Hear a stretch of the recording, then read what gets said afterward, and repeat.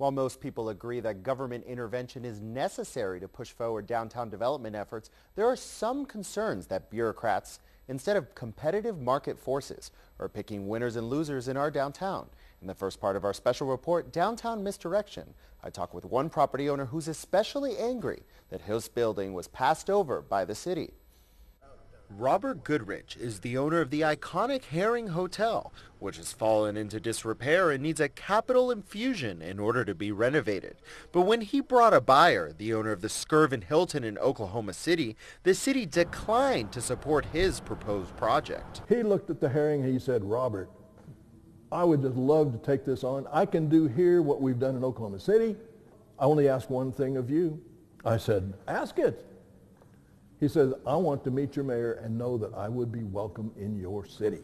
But the mayor told us that Mr. Goodrich was late to the table. And in a letter to Goodrich about this deal, the city says the time simply isn't right. They already had thrown their weight behind the Convention Center Hotel and promised the master developer tax subsidies, along with a non-compete that prohibited giving tax breaks to a similar hotel. Goodrich came to us, it was many, many months, I believe about 9 months after we'd made the decision on the first hotel. So we couldn't pull back a contract and an agreement we'd already made.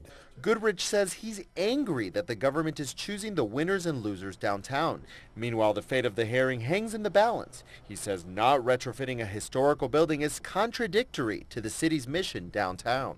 That's contradictory in the worst way. So am I disturbed and a little bit distressed as a tax-paying local citizen, a downtown property owner? You bet I am. And while historical preservation is one of the core missions of downtown development, city leaders felt that building a new convention hotel was critical to downtown success and would be the centerpiece of a comprehensive plan. One thing, that was what was recommended by the development partners that we have. All of the pieces of those, the 3 projects plus the Civic Center, they're all in all of the plans.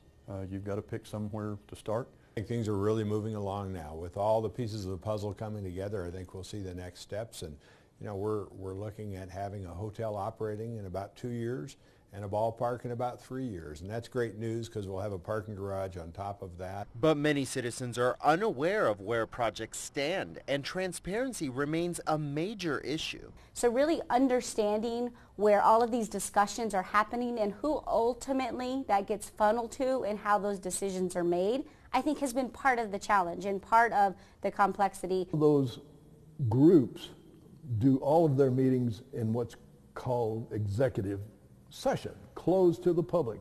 And nobody knows what they talk about, they don't know what they're considering, and they claim they're free to do that under law because any public awareness would compromise their negotiations.